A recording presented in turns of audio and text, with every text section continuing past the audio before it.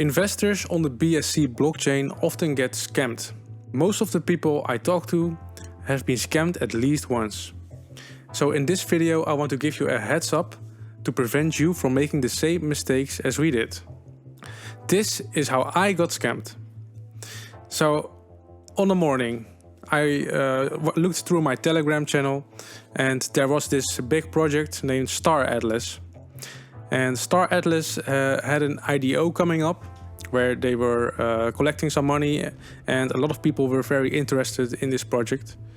And suddenly I saw an announcement being made on my Telegram which said the IDO was live. So I thought, all right, it's live, let's go ahead and invest some.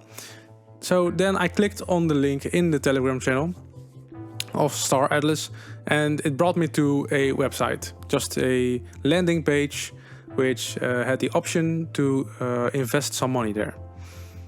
Then I saw that it was happening really quickly, that people were investing money, and you had of course the percentage that they already had invested, and it was at like 95%. So there was only 5% left to be invested before the IDO closes.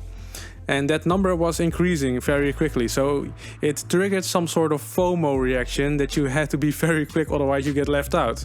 So I very quickly, at least did some, like 0.2 BNB to get started, so that at least some of it.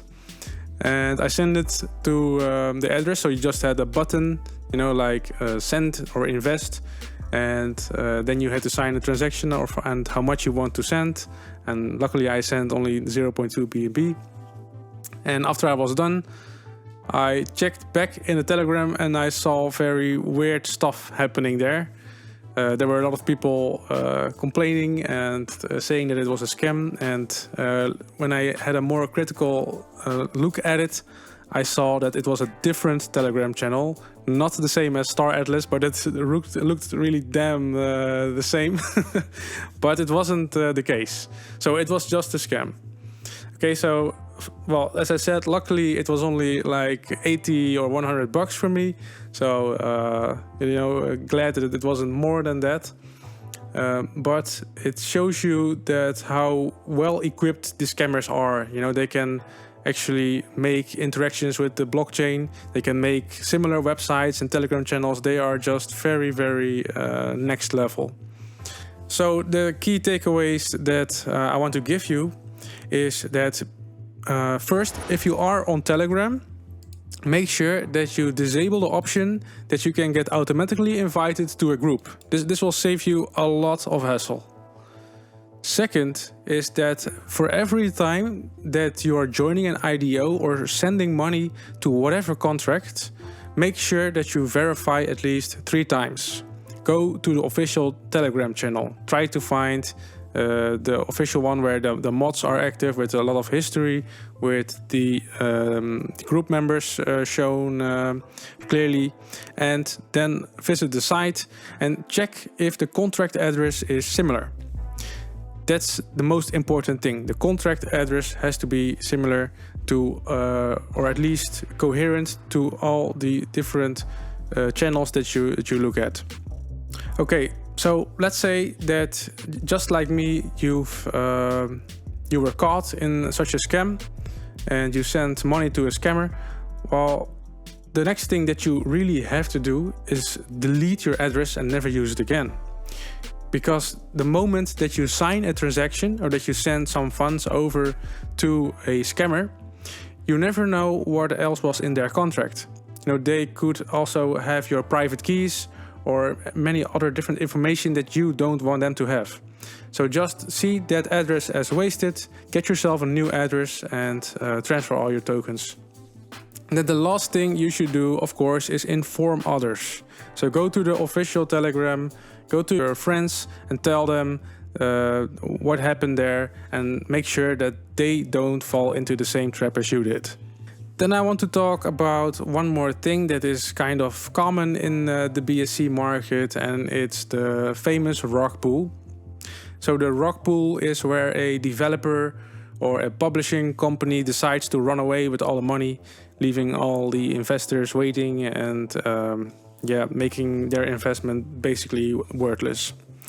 So these things do happen more often than I would like to see, and there is little that you can do actually about it, because sometimes they are just really good set up. And if you're like me, you want to be early, and if you're early, usually you are exposed to a little bit more risk, so you don't have any history on the performance, and that's just something that you have to deal with. Well, you can do some things, like if the English of the white paper is very lacking, very bad English, or if the design looks like it's really a copycat of a different type of game, then you already have like the first insights of that it is potentially a scam. Because scammers usually don't want to go through too much trouble and don't want to invest too much time into it. So you often see lacking English and copying designs or things like that. And while still, you cannot prevent such a thing, so I would also recommend that you don't invest too much money. Always be prepared to lose your entire stake. And if you are mentally prepared for these type of situations, then it will not hurt you that much in the real life. So finally, there's one thing that happened quite recently to a NFT game called Binapet. And Binapet had a bug in their contract. And well, people thought it was a rug pull, but it wasn't actually a rug pull.